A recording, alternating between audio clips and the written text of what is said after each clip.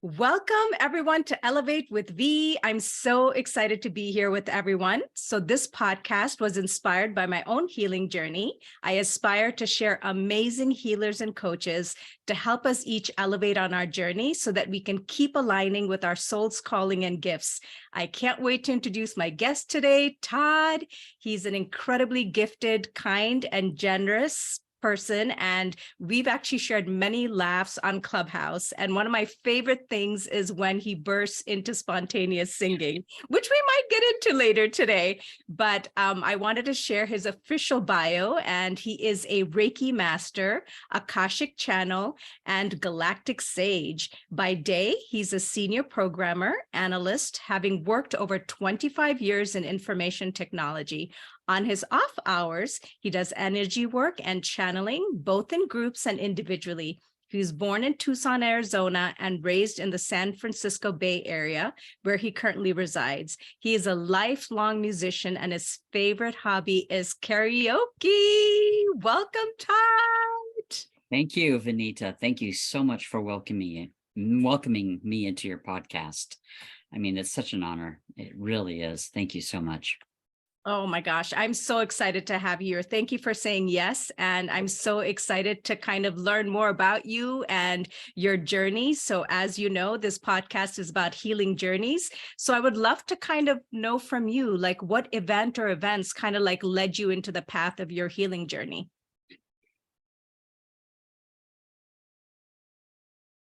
Time. Really, for me, it was a conflux of events. When I was very young, I realized there was something different about me. In terms of I could see and hear things that other people couldn't see and hear. So I was very open and sensitive to receiving information, seeing what people would call ghosts. And then when I was 14 years old, I was taken to Sanford Hospital to do some tests to see why I wasn't growing. And they gave me insulin. I went into a coma and crossed over and came back. I mean, I was, that close from death, which naturally piqued my curiosity. And it was something that it was always with me. What's happens to us after we die? What is the nature of existence? Unfortunately, the promise of my youth I was always a straight A student, very gifted, very talented, studious, did his work, minded his parents, that kind of thing. All of that kind of unraveled after I graduated high school. I suddenly had no direction anymore. And, I went from bad to worse. I mean, it was pretty awful. I mean, considering what heights I had reached and the accomplishments that I've made for myself. Being a Capricorn, I'm very much about overcoming obstacles and reaching new heights, and it just all came crashing down. And it got to the point where I was suicidal and attempted suicide on a number of occasions. And so for the next few years, I came back home. It was just a really awful situation. And I had to work at a dead-end job for many, many years and had a very bare existence. And many times I would go to bed hungry. I mean, I literally had nothing. I was literally living like that. And I thought, this is not the kind of existence I want for myself. This is not what I want, to be working at a job where I'm barely making enough money to pay the rent and buy the food. And I had this vision. Weird. In 1987, coincidentally, the year of the harmonic conversions. And I had this image of me being a school teacher, a music teacher. And I thought, yeah, because music, it has always been that undercurrent of my life. And it had been chopped off. It had been attenuated, chopped off, removed. And it was like, I need I need music to come back into my life. That's part of my healing, right? So I said, okay, I'm going to make this work. It took another 2 years, but I went back to school. I went back to college, got my music degree, and I was all set to start. I wasn't going to teach at that point. I had given up that dream, but I was going to go and start auditioning for symphony orchestras as a flutist. And something inside of me said, no, there's something better for you. That's the second time I had this. In this case, it wasn't exactly a vision, but it was a feeling that something better was there. Because in the first case, I had come to a point of like, I give up now. What do I do? And sometimes that's what is required for healing, is you just have to give up everything and say, okay, what do I do now? And I think that's kind of what happened, was like, after all of that, after a promising academic career, a complete and utter failure and a fall from grace, for lack of a better word, and then an ascendancy back to college, and really having a great time and just thriving in that atmosphere. And all of a sudden, nope, no, everything that you've done is not going to be for a profession. You're going to be an amateur flutist. You're going to be an amateur conductor. You're going to be an amateur orchestrator. All of that stuff is going to be, there's something better for you. And that something better kind of literally landed on my lap, and it wasn't planned. I started working for an insurance company, and they had, they needed someone to do more IT kind of based work. And that's kind of how I got involved into IT. And that's really what got me involved in my career, which enabled me to travel, which enabled me to buy this place and to do all the things that I could not have done if I had pursued. So the healing thing for me was, I give up. I give it up. I surrender to the universe. You tell me, right? And everything was going great. I came out of the closet, and that was very healing for me, because again, I gave up. An event happened on my 32nd birthday, and it was a nature of event that was unexpected. But it also started flashing lights in my head, and I thought, this is ridiculous. I need to do something about this. I am giving up the idea that I need to control this or segment this part of my life. And I said, no, I'm not going to do that. I'm going to go out there. I'm going to be bold. I'm going to say who I am. I'm going to pursue the relationships that I want. And that was great. That was very healing for me, because that enabled me to take a part of me that I had kept hidden, or also I thought kept hidden from some people, and finally brought that out into the open, right? And then when I had a long-term partnership, and when he died, my healing was going back to my music. And I started composing and started, investigating. And I started thinking about my spirituality, which had long been kind of dormant. And I started asking the right questions, and I started investigating, and I started doing readings for people. And I found that the more I did that, the more I was healed, the more I could let that part of me out of the dark into the light, you see? So being gay, being a musician, being psychic, for lack of a better word. And then I was watching a live video on YouTube. A psychic was doing a live video, and all of a sudden she was channeling this information, which was very deep, and my palms started getting hot. And I thought, well, this is unusual. This never happens. So I asked other people, are your palms getting hot? Yes. Okay. So I went to my Reiki Master friend. I said, what's up? What do you think this is a sign of? I already knew the answer, but I needed her to convince me. Yeah, it's time for Reiki, which I had heard about, but I thought, nah, I'm not going to do that. Did the training 1 and 2, became a practitioner right away.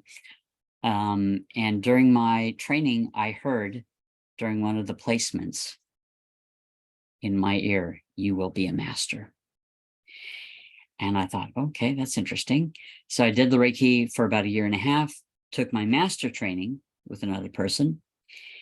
And in one of my ignitions, I went back in time and I saw myself go into this building and I whispered, "You will be a master." So the loop has been, so that was healing for me, because I was fully able to express and say there are things about me which I never thought would come to fruition. Being a healer, um, being an intuitive, being an empath, being a channeler, maybe for friends and family, but not for the public, because I was always afraid of the judgment. But doing this, continuing to do this, has been, I'm sure it's been healing for other people, but it's also been healing for me. So I hope I've answered the question. I do go on. I'm sorry. No, that's amazing. That's, that's a lot of beautiful information, because it's like, that's quite a journey, right? I mean, you're basically giving us a very condensed and compressed version of, a part of your life story. And, of course, I have many questions, because I'm like, oh my goodness, you obviously were someone who very early on knew that you had these gifts. And, if you don't have people around you kind of understand, or sometimes it's even religious where it's not accepted, it's like being a kid and not understanding and having any support. I can only imagine the challenges of that. And on top of that, like, I don't know what age you knew that you're like, okay, well, I'm also not straight. I'm not, like all of these things, right? They kind of compound. When I was a teenager. Okay, you knew when you were a teenager. Yeah, so I'm just trying to imagine that, there are all these different pieces of you as, every age that you're kind of evolving, and you're like, it's almost like all of these things that you're like, what do you do with this, right? What do you do with that energy? Who do you ask? Who's there to guide? So I can understand when you were sharing that some of this probably is a large contribution of you wanting to like not be here anymore. Yes. Because you mentioned that, like, and you said not just one attempt, like, it seems like you were like, yeah. So the second attempt, I was serious. And when I bought the sleeping pills at the 7-Eleven, the gruff owner of that establishment didn't seem to be fazed by it at all. When another person who would have been more clued in would have said, "Hey, what are you buying all these sleeping pills for?" Right. So I, at that time, I couldn't hold down a job. I wasn't ready to be on my own. I wasn't ready emotionally to be on my own. And yeah, it was that 19, 20-year-old version of me, oh my God, just horrible.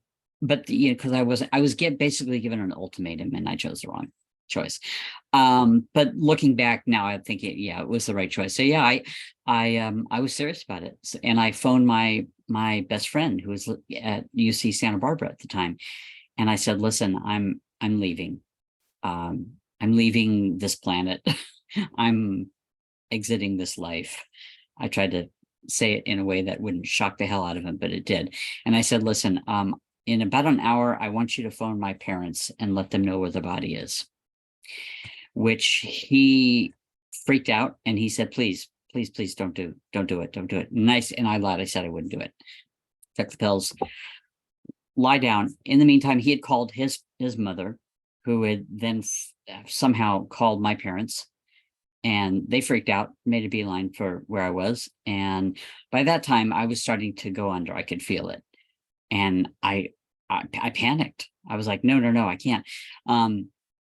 I mean, it was a very traumatic. It was probably the most traumatic thing, other than the one time when I got mugged in my life. It's one of those things, and you think you've done it once and you're over it. Well, what happened was 30 years later, I was in Copenhagen, Denmark. This is my second European vacation. I was with my friend Jay.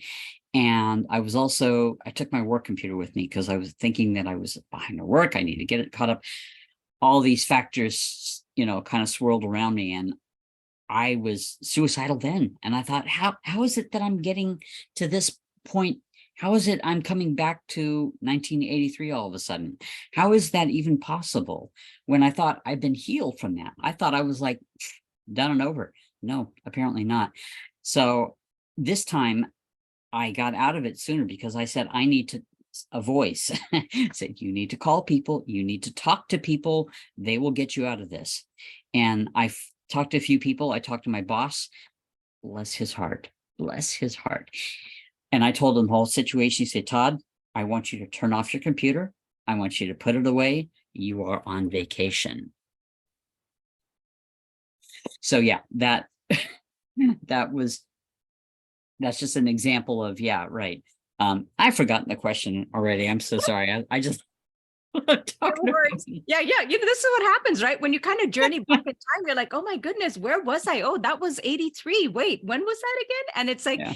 our stories connect, right? Like the dots connect. But yeah, I mean, I think I was just kind of trying to get a sense from you. It's like, especially since you're somebody who was already connected, like your clairs were already activated. So I know that you were getting messages. So I think it was more of whether you were choosing to like listen to them or say like, okay, I just can't even, like your human was like in a different place than like these, higher self messages coming in.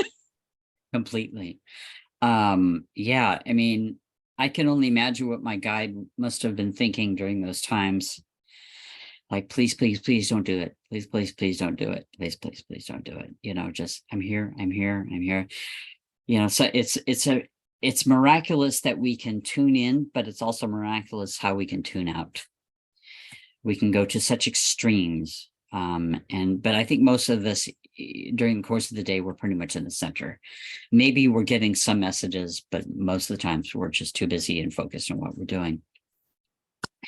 Yeah. So what happened was my mother, who was diagnosed with irritable bowel syndrome in the late 70s, Western medicine could do nothing. So she found meditation, she found meditation somehow, some way.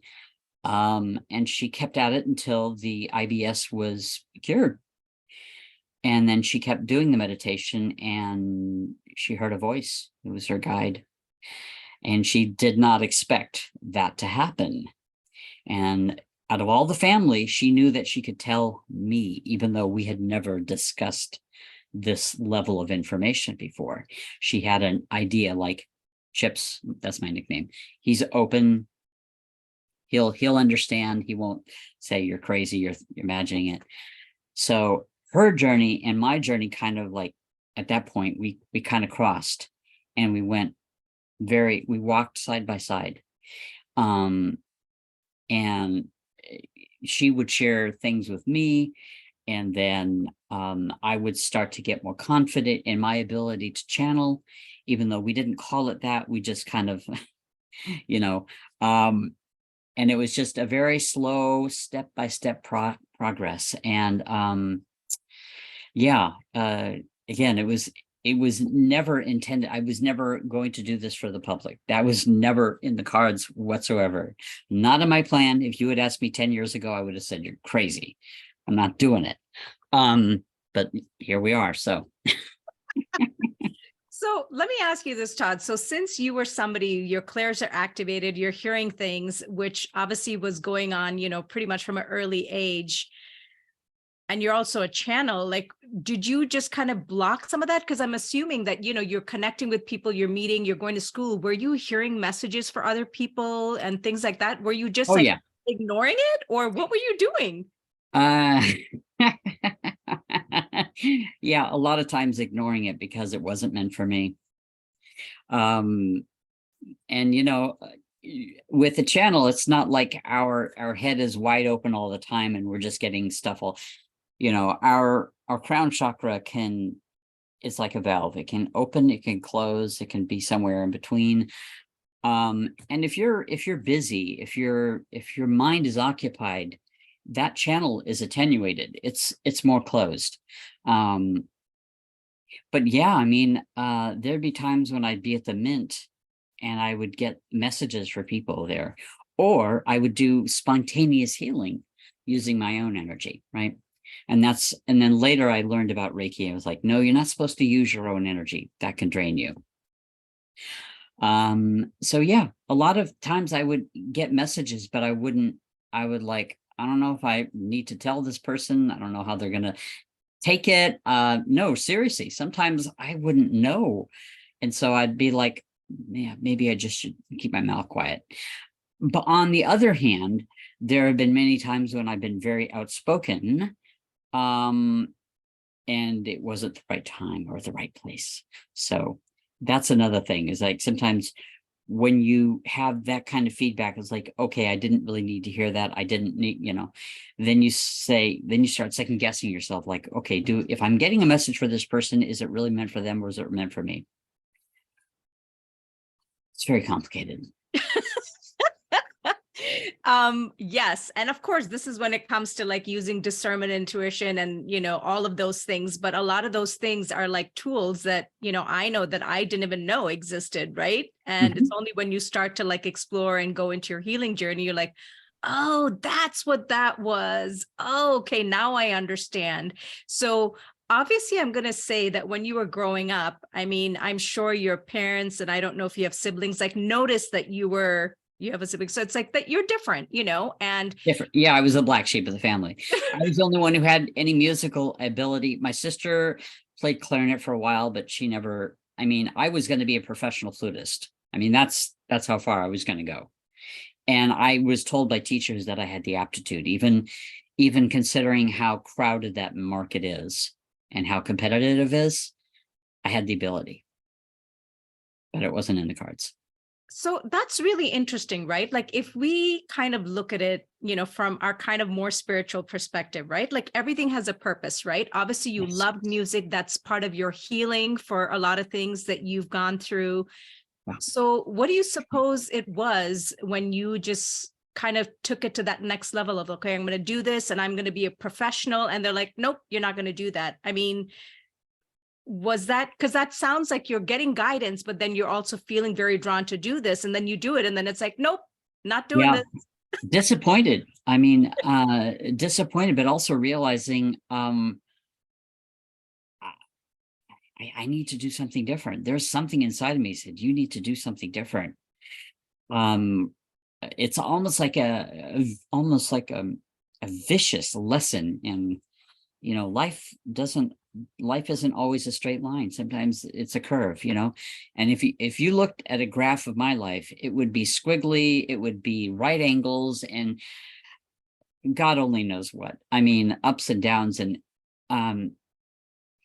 it was just at the time I was like, I knew that I had the ability, but something inside of me said, no, no, no, no, no, this is not right.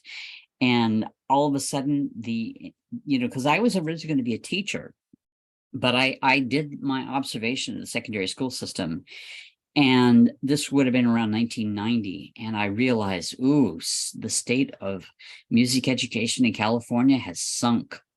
It's not what it used to be. And I'm hearing from teachers, some of whom were my friends, and they said, I had to fight for my job every year. Wow. And I thought, no, that immediately, no. So from 87 to 90, there was a point where I'm going to be a music teacher. I'm going to be a music teacher. I can see it. I have the vision in my head. And then no. So I thought, okay, what else can I do? I could switch to performance, right? And something else said no. And I thought, damn it. I mean, I was frustrated.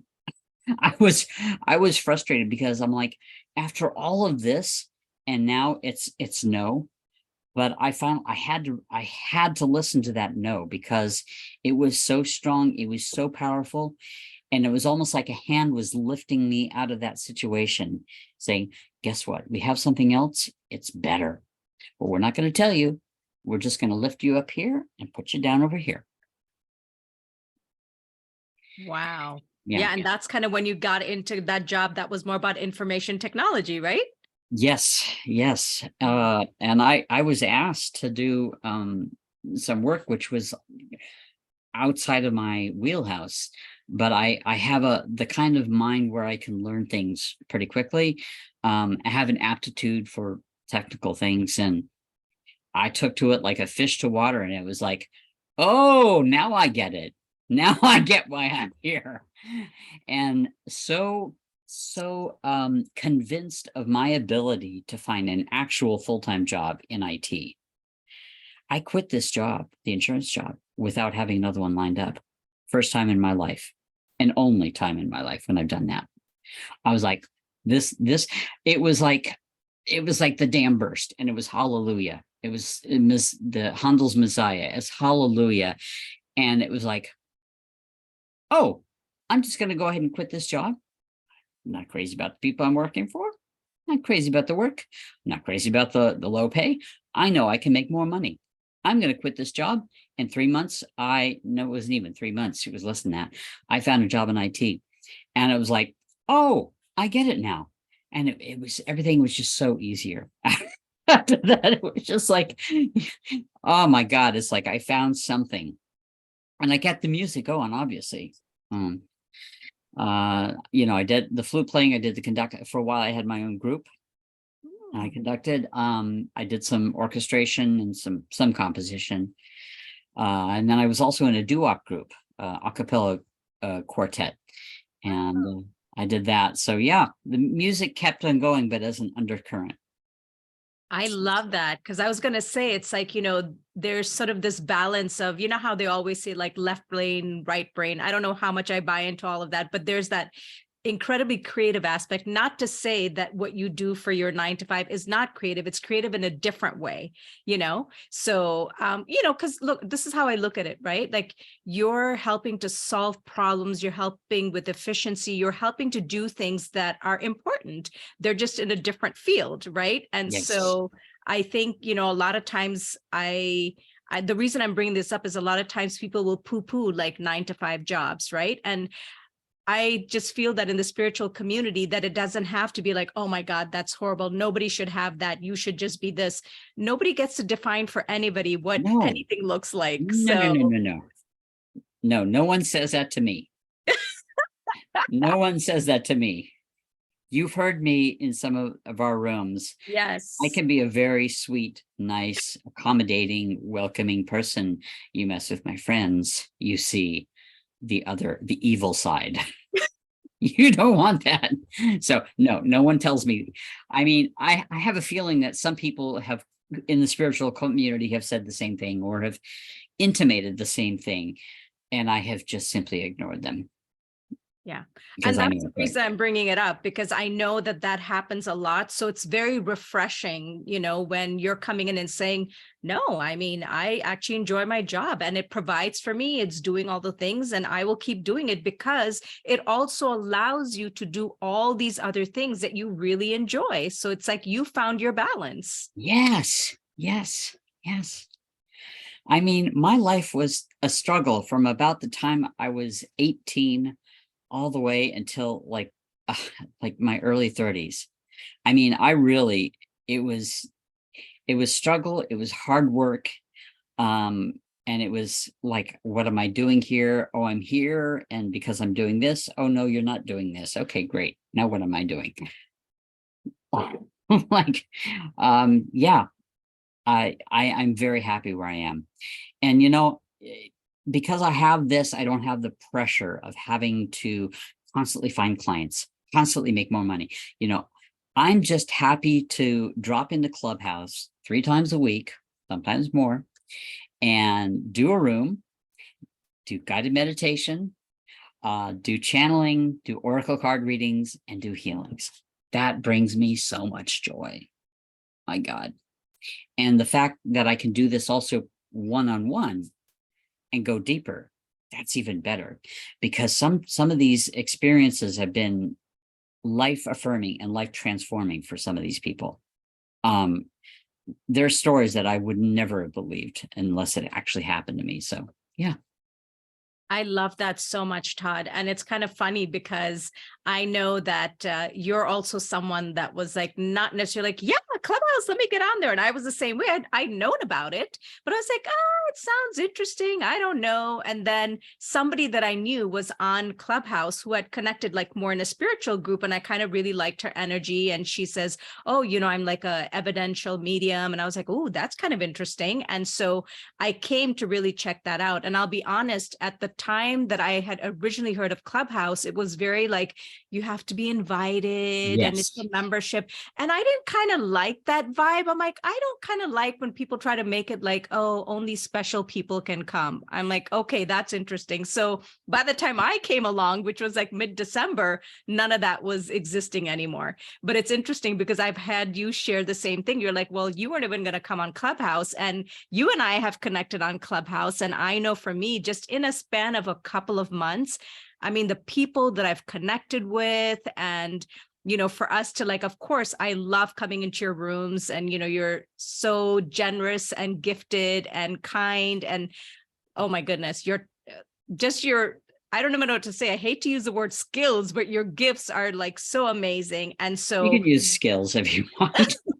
I was like, oh, It's all the same to me. You're right. I did not want to. I have two friends, Nellie and Ileana, both beautiful Latino women, and I knew from Instagram and just so close to my heart. And for 2 weeks, they ragged on me. Toddy, you got to join Clubhouse. Sunshine, Nellie calls me Sunshine. Sunshine, you gotta share your wisdom. Like, what are you talking about? And, and Nellie ragging on me day in, day out. And I was like, oh, fine, I'll join Clubhouse. And because I was thinking to myself, I got Facebook, I've got Instagram, I've got LinkedIn, I'm good.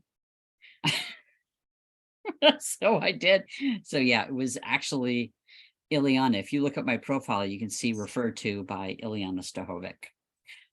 She's the one who got me on Clubhouse, and oh boy, my life certainly changed. but like, I think, it's just been very positive for me for the most part. And I think that it's almost sort of like as we're doing things, we get the guidance, right? Like when I came in, I realized that this is the right time for me to be here because I think what I was surprised by is, I'm part of a lot of different things in Facebook, lots of groups, lots of different spiritual communities. But there was something different about Clubhouse and how quickly within the span of like days and weeks, I was being able to connect with people like you. And I was like, wow, there are a lot of very high vibration people in the conversations that we're having. Ordinarily, you probably would not have those conversations with a bunch of strangers. And then suddenly it's like, wow, we can talk about these things. So it's been amazing. And then, just the chance to connect with you and so many others, it's really been incredible. So I definitely, when people ask me, I'm like, listen, come check out Clubhouse. I'm sure you've heard many things. Have your own experience. It's going to be different for everybody. But it's been very positive for me. And so, I'm just really excited that that's how you and I connected, because otherwise I don't know if I would have had a chance to meet you. So No, not at all. I mean, yeah, I'm very happy about that too. Gosh, I can't believe I've got, well, I don't think they all, but 3,500 followers. I mean, this is like completely like, how did that happen over 2 years? Like what? Because on Instagram, I never had more than 100. And I mean, which is fine. I'm not big into like getting a whole bunch of followers. I'm not like posting on social media every day. I'm not like, here I am, blah, blah, blah. I'm more of like, the right people will find me. The right people will come into my orbit. And if someone who is not meant for me, who comes into my orbit, I will have the intelligence, the abilities to discern that and say, this is not for me. Right. And I've had to do that a few times for people that I thought were pretty good, but then I thought, people can put up a front and talk the languages and use specific terms, but unless those terms have personal meaning to you, if you're just espousing them because you've heard them and they sound good, they have to have personal meaning. And so and I've gotten better about that. Maybe in the past I was more open and let more people in. Now I'm a lot more discerning. In fact, my friend Akam very correctly gauged this. He said, you know, 2022 was a year for boundaries for you, Todd. And I said, yeah, I think I have to agree with that. Good boundaries. These are healthy because we're not all in the same place. We're not all on the same, you know, if you think of the evolution of the soul like a long freight train, and people who have been here many, many, many times are toward the front, toward the engine, and then some people are just hopping on the caboose. We're not all in the same car. We're in different areas. So sometimes you need to kind of say, okay, I need to kind of stay in this area because this is where I can be of the most value, and I can give the most aid and help and upliftment, because the people in the engine, they kind of already get it. They're like, yeah, we already get that. The people who are just jumped on the caboose, they're like, I don't know what the fuck you're talking about. Sorry. I don't normally swear, but that's kind of what All I'm good, Todd. All good. They don't know. They're like, so you have to kind of know where, you know, how far to extend and how, you know, all that stuff. I agree. I agree. And I think that's something that I'm actually learning on Clubhouse. And, you know, I've only been here a couple of months, but really kind of allowing myself to tune in. And if I'm getting something, there's like an intuitive hit or some energetic that I'm feeling, to trust it and to honor it, because it's not about, you know, XYZ person has like thousands of followers, so they must be like amazing. They probably are, but my energy is not feeling connected to them, you know? So it's like using that, or how you said, you might feel, oh yeah, this feels okay. This person seems okay.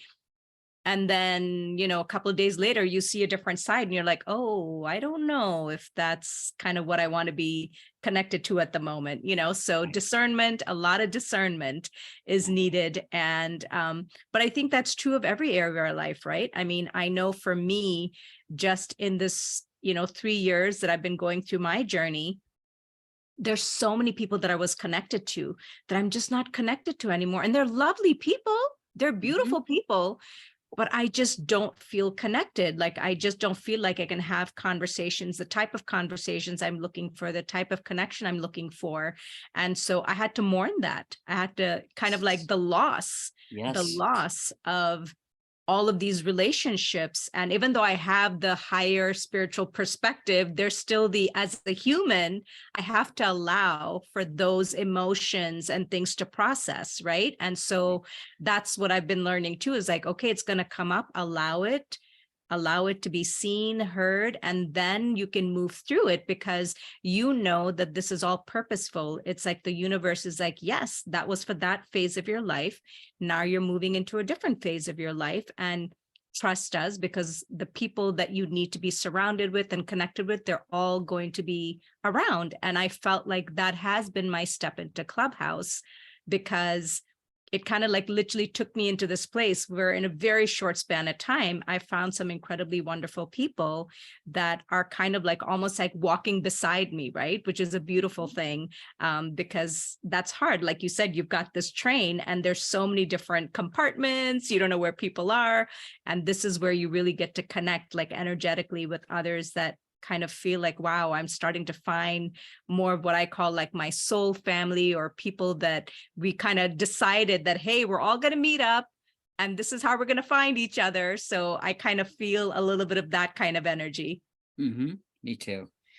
I love that. I love it. Well, I did want to kind of, you know, dig in just a little bit, because in addition to what you've shared about, being a channel, being a Reiki master, you also said you're a Galactic Sage. So I'm sure people would like to hear more about what that's all about. Okay. I knew an astrologer about 5 years ago. And I followed him, and he talked about, he did videos and live videos on Instagram. A lot of my education about astrology comes from him. And so he says, Pluto is a very significant planet in Western astrology. because it's the slowest moving and it defines generations. So Pluto in Leo, when Pluto was in Leo, you had the first of the baby boomers being born. And then when I was born in 63, Pluto was in Virgo. And that's a different generation. Even though I'm at the very end of the baby boomers, I also kind of identify with Gen X, kind of in that in-between place. Pluto and Virgo, these were his words. They are the new sages. They're the ones, they're wise. They are in pursuit of wisdom constantly, because that's what Virgo is about. It's about health. It's about wisdom. It's about knowledge, and a couple of other things too. I'm obviously not an astrologer, but he said those born with Pluto in Virgo are the new sages, and there are positive and negative aspects to that. You can go so far as you can be like a helicopter mom, right? No, Johnny, that's not good for you. Don't eat that. Eat this instead. Blah blah blah. Don't go. Right, and or the people who can just kind of step back and look. And when someone comes to you and says, I need help, I'm confused, you give them your advice, because all of my life has been reading books. And I mean, I'm an avid reader. So reading books of all sorts of subjects. I love sci-fi, by the way. But I've read books on everything. I've watched videos. I'm constantly absorbing information. And so when he said those Pluto and Virgo are the new sages, I thought, oh, that's interesting, because at that time, my Instagram handle, I believe, was like Todd Michael Willis or Todd and Willis. And I thought, no, that's not good enough. How about Todd the Sage 101? Because I figured at that time I was in entry level. I was doing the entry level work. So it was Todd the Sage 101. And then it was something else. I think it was just, and then it became Heart Sage 101. Because I figured a lot of this stuff was coming from the heart, and I was taking more ownership of that, and then it simply became Heart Sage. So that's where the sage part comes from.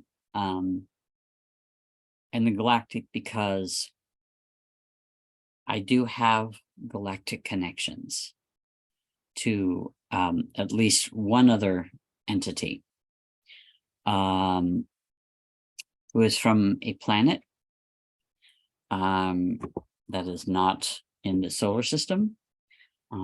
This happens to be a planet which I incarnated on a long time ago. So we go way back.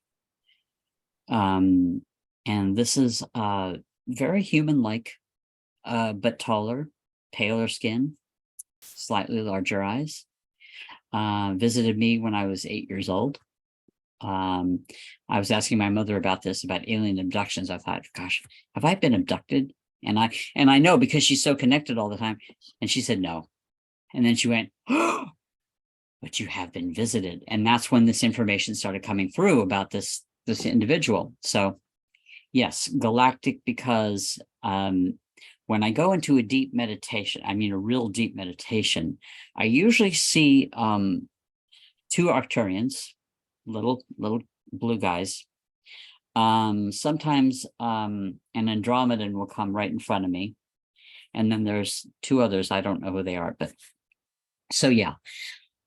And whether or not this is real, or this is just all in my head, or this is just whatever, you can call it whatever you want. But the Galactic Sage is a recognition of that connection, and also the sage because of my being born in Pluto. It's as much a statement of fact as it is an aspirational statement. You can consider it both. I am a galactic sage, and I want to be a galactic sage, and putting those two together somehow. So that's where that comes from. I love it. Thank you for sharing. And I was going to ask you because I know a lot of people might not have heard this, and I don't know if I've had anybody else on my show who talks about being like a channel, because I think a lot of people don't understand what that means. Oh, So, yeah, right. A channel.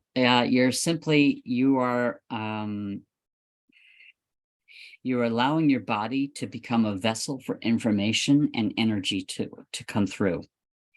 And how that actually works, what's the mechanics, I can't tell you. There are people who can channel where they literally, their soul leaves their body and another soul comes in and takes over.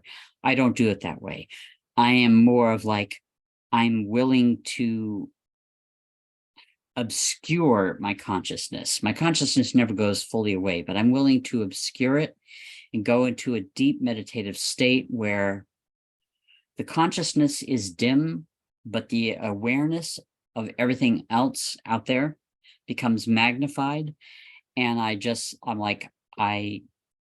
visualize an empty channel inside.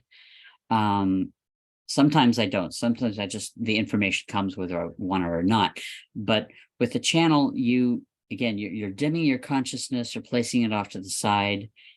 You're opening yourself to the information. So when I say I'm a Reiki master, I channel Reiki. I channel this energy that's around us. But being a channel of information, right?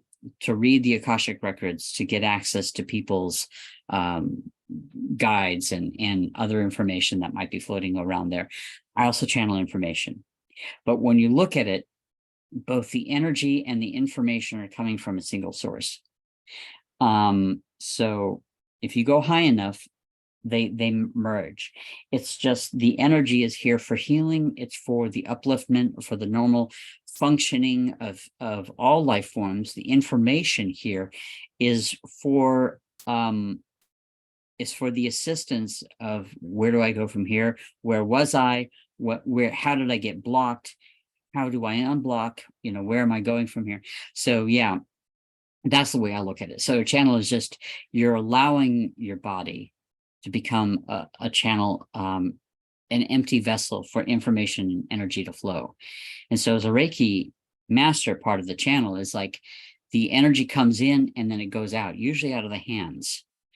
Although I've done it out of the full body too. I've done it a few times, which is interesting. It's more diffuse. When it comes out of the hands, it's very concentrated.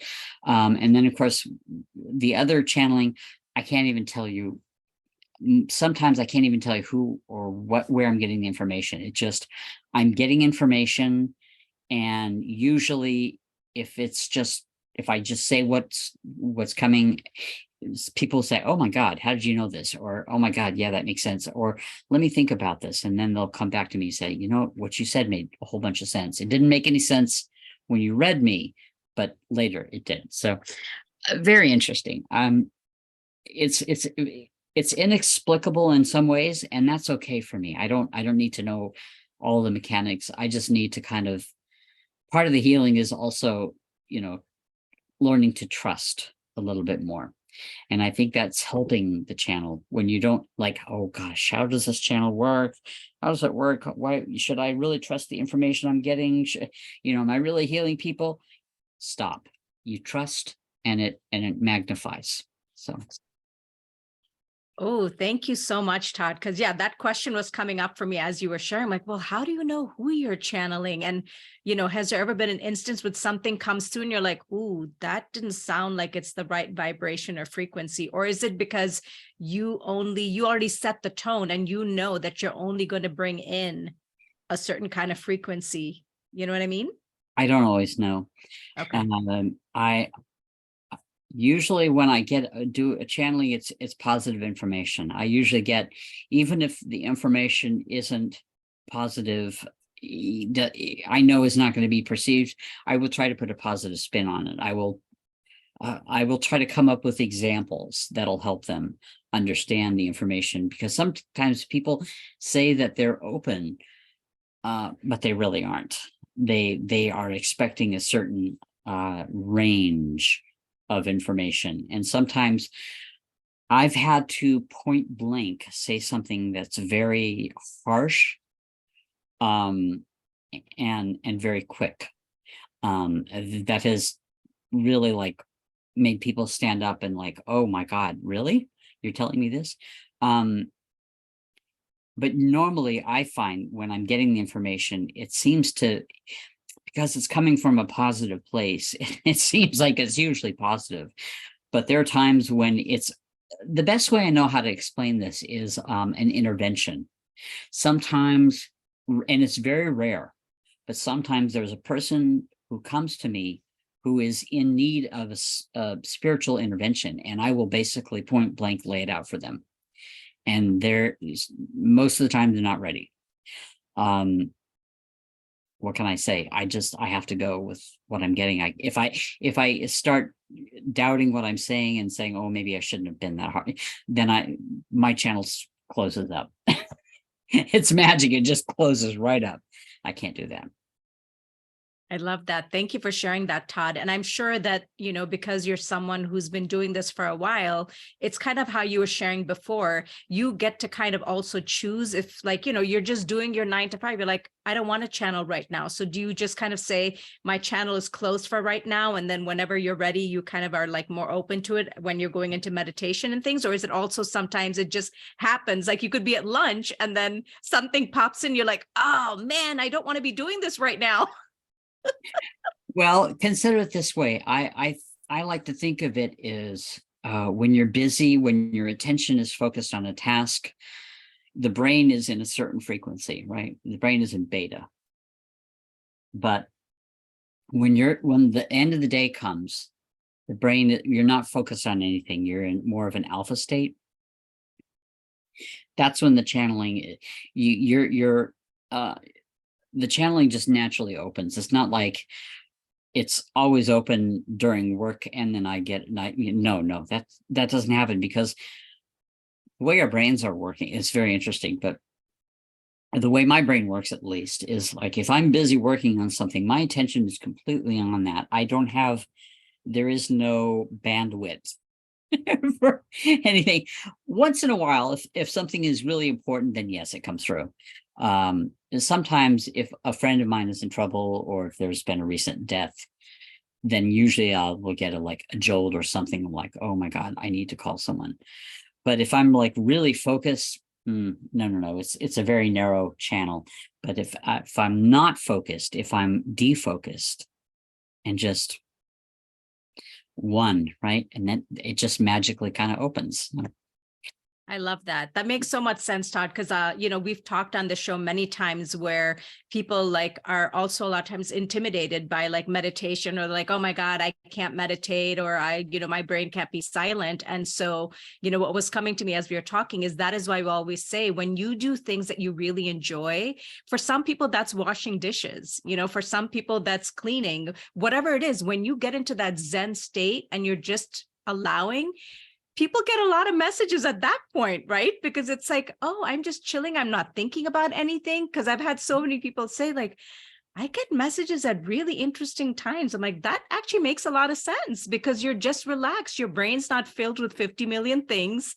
And there's an opportunity for something to come through. Right. That's exactly right. That's exactly right.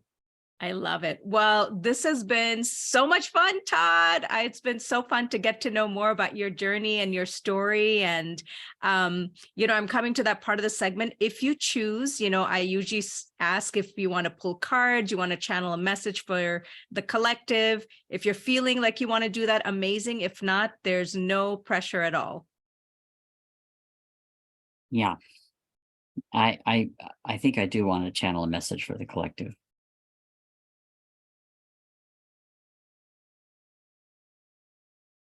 I don't have to spend that much time on it. Hold on, because we are going through some changes on this planet. And the old ways are falling apart.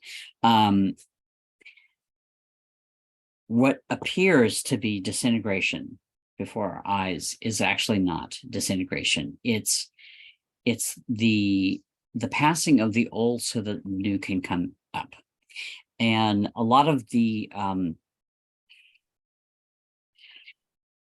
A lot of the hierarchical power structures that are in place are starting to morph.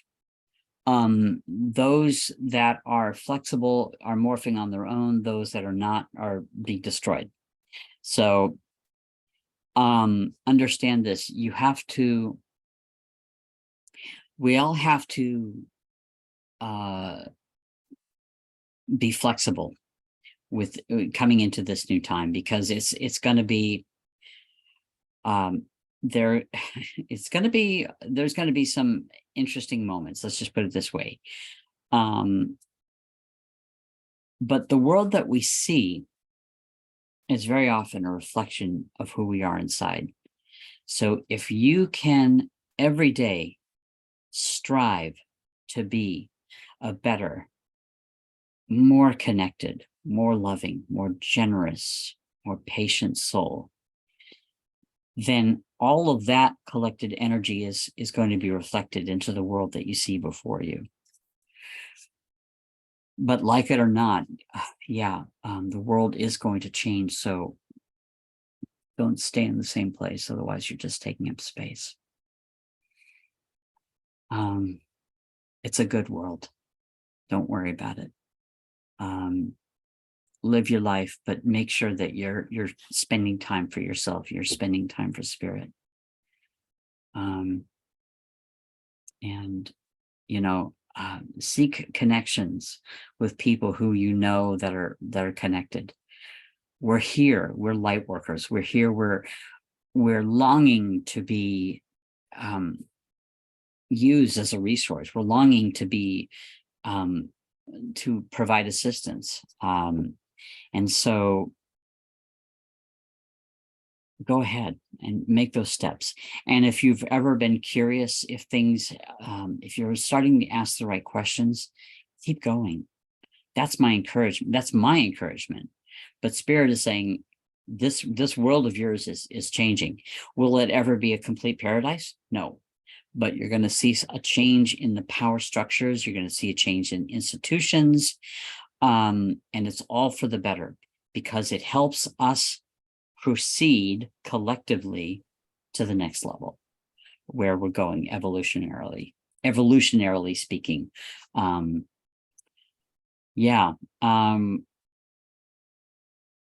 some of you will be changing professions. So some of you will be doing some different work. So just, again, hold on was the initial advice here. So please hold on. Even when you think it's no longer worth to hold on, it is worth. Life is worth holding on. It is precious. You are unique in all of the universe. There is no soul with the components that make up who you are. You are completely unique in all of the universe. Never forget that. And that's pretty much it. Thank you, Benita. Wow. Oh my gosh. That was so powerful, Todd. And I love the last part of the message. All of it was amazing. But just, for me, one of the key reasons for doing this show is to remind people that, they're so special. They're so unique. And we're all on a journey. We're all doing our work, and just keep going, because it's almost sort of, you're just discovering those all parts of yourself, and they're all beautiful. And, Yes. we're here sharing our healing stories because you're going to find yourself in our stories, and to say we're all navigating through things, and that you don't have to do it alone. There are people, there are communities, and so many options in real life, social media. Like, find us. We're all here. And, it's just something that is so important for us to connect with each other. We don't have to be isolated. We don't have to be alone. And let's just do this together. Let's elevate together. And that makes me so excited to receive this message that it's going to be a ride, but we get to choose. And, choose what feels right for you, and just know that we get to create the world we want to see. And that is what's happening. Bingo. And that for me is one of the most important things. So thank you, Todd, for that incredibly beautiful channel and message. I did want to, before we close, also ask if there's anything you want to share in terms of any of the things that you're offering currently, whether that's individual sessions. Please do share with the audience. Yes, I'm offering a 45-minute distance Reiki healing session. So that's done over the phone, could be done over the Zoom if you want. It's basically, because Reiki is universal, I don't have to be in the same room. We can be on the opposite end of the earth. It doesn't matter. And this is if you're having any kind of physical issues, or if you're looking to help reduce stress, tension, need to promote relaxation, or if you're having some kind of emotional distress. Reiki is really good about seeking out and finding the areas of our body, or multiple bodies, physical and energetic, that need to be healed. So I'm offering a 45-minute Reiki healing session. I'm also offering a 45-minute spirit channel message. It's a channeling session like I just did here. But I'm channeling your life. I'm looking at your past lives. I'm looking at your theme. I'm looking at your blockages. I'm looking at your strengths. And with some real advice for how to continue. Of course, if you have any questions too, I'm good for that. I also am increasingly doing sessions where I combine both, because I've had some customers that just don't know. So, if you don't know which session to book the Reiki session, we'll combine the channeling, or do the channeling, we'll combine the Reiki. I'm also offering, I'm teaching Reiki. I'm teaching first and second degree. First degree, you can heal yourself. Second degree, you can heal others. In essence, becoming a Reiki healing practitioner. And those classes are the second weekend of every month, so Saturday and Sunday. I also offer a 4-month holistic healing program. For that, you have to book a discovery call to see if you're a good candidate. And that's for people who are at the end of the rope. They don't know where to start. They don't know where to go next. So the first week is the channeling session, and then weeks 2, 3, and 4 are Reiki healing sessions, but in specific areas. So by the end of that 4-week program, you're in a much better state. And so yeah, I'm offering all of those. They can be found on my website, which is www.heart-sage.com. www.heart-sage.com.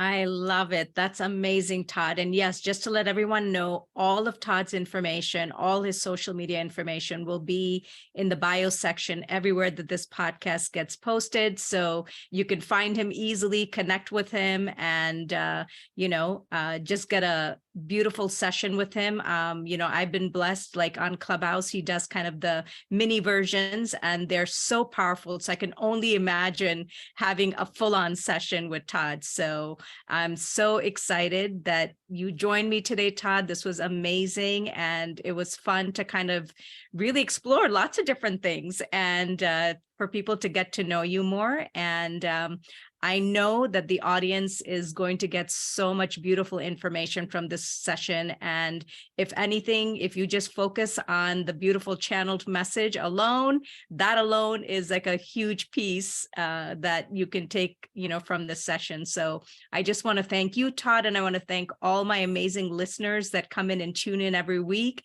And I hope that this feeds your soul in some way that elevates you. And I can't wait to catch all of you on the next episode. Thank you, Vanita. It's been a pleasure.